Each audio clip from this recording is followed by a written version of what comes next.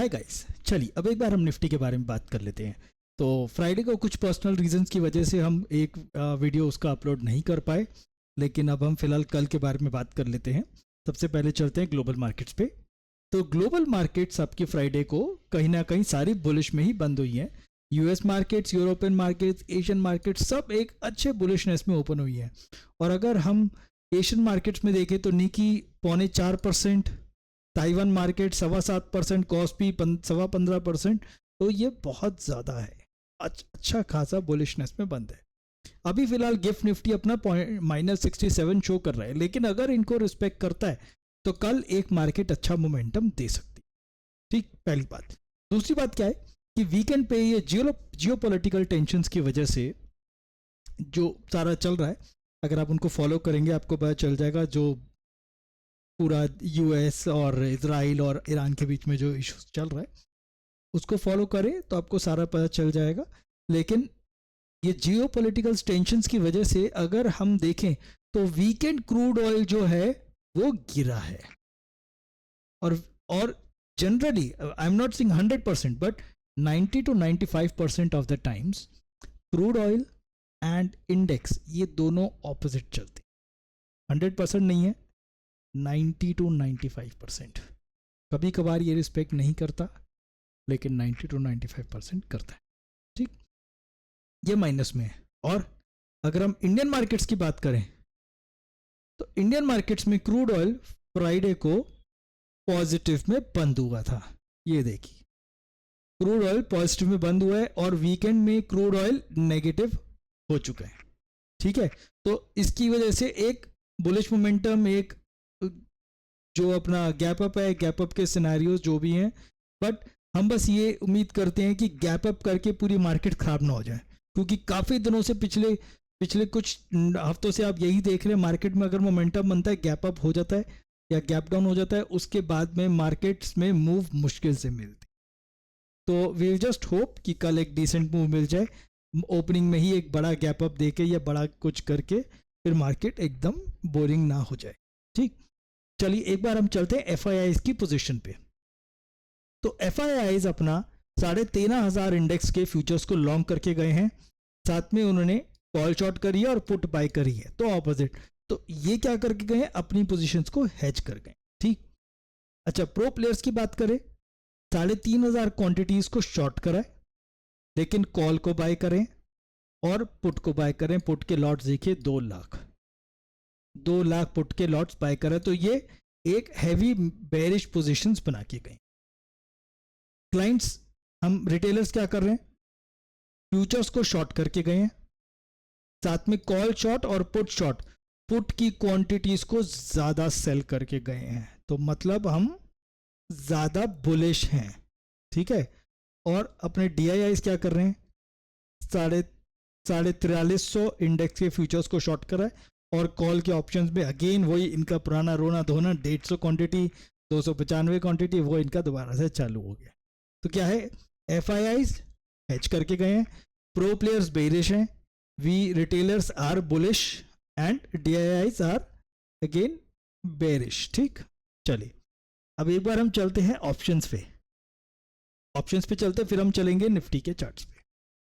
अगर हम ऑप्शंस की बात देखा जाए, सबसे पहले टोटल ओआई देखा जाए तो कॉल राइटर्स 20 लाख और put writers 29 lakh, almost 30 lakh, बहुत ज़्यादा होता है 30 लाख। तो ये अगर आप यहाँ पे पुट कॉल रेशियो देखें तो ऑलमोस्ट 1.49 के आसपास बनेगी। ठीक है, तो मार्केट में हैवी बुलिशनेस है। चलिए उसके बाद में हम स्ट्राइक, इंडिविजुअल स्ट्राइक वाइज देखते हैं। अगर हम रेजिस्टेंस की बात करें, 500 पे रेजिस्टेंस एक साइकोलॉजिकल लेवल का है, लेकिन वो सिर्फ साइकोलॉजिकल है फिलहाल के लिए, क्योंकि यहाँ पे लोग बहुत बड़ी पोजीशंस नहीं बना के गए हैं।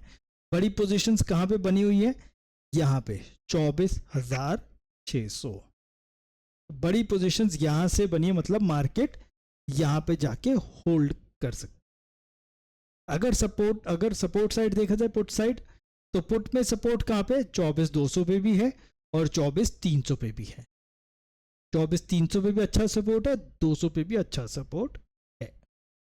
ठीक है, अच्छा एक चीज बड़ी ध्यान देने वाली है, ये देखिए सारे कॉल राइटर्स भाग गए हैं। सारे कॉल सेलर्स भाग गए हैं। अब कॉल सेलर्स क्यों भागेंगे भाई साहब, आप खुद ध्यान दो।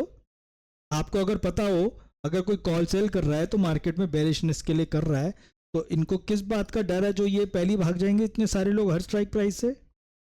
सोचो और उसके हिसाब से मार्केट देखो। अब हम चलते हैं निफ्टी के चार्ट्स पे। चलिए निफ्टी क्या कर रहा है।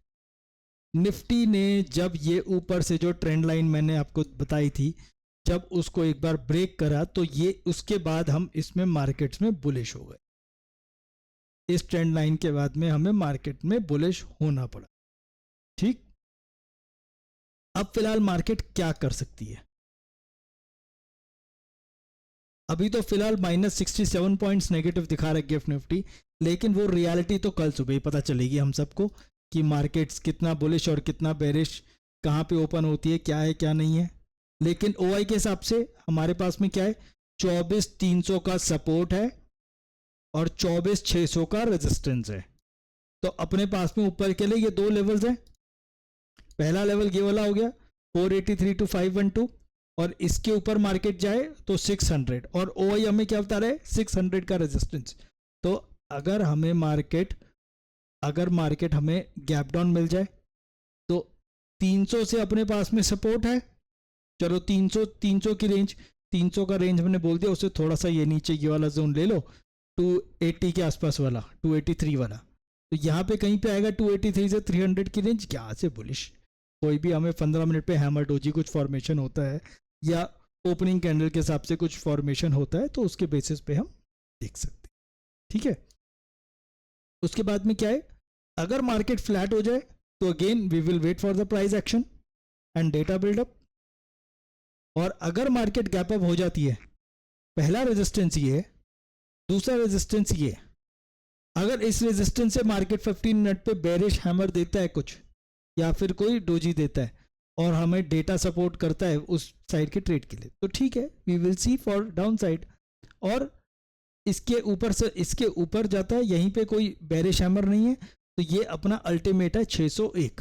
तो ये दो स्ट्राइक प्राइस, ये दो एरियाज है जो एक हमें मार्केट में रेजिस्टेंस का काम करेंगे। ये वाला काम क्यों करेगा, क्योंकि यहाँ पे साइकोलॉजिकल लेवल है 24,500 का, और ये वाला लेवल एक हमारा पुराना लेवल आ रहा है, और साथ में इसी लेवल पे हमारे पास में ओआई के हिसाब से स्ट्रॉन्ग रेजिस्टेंस खड़ा है।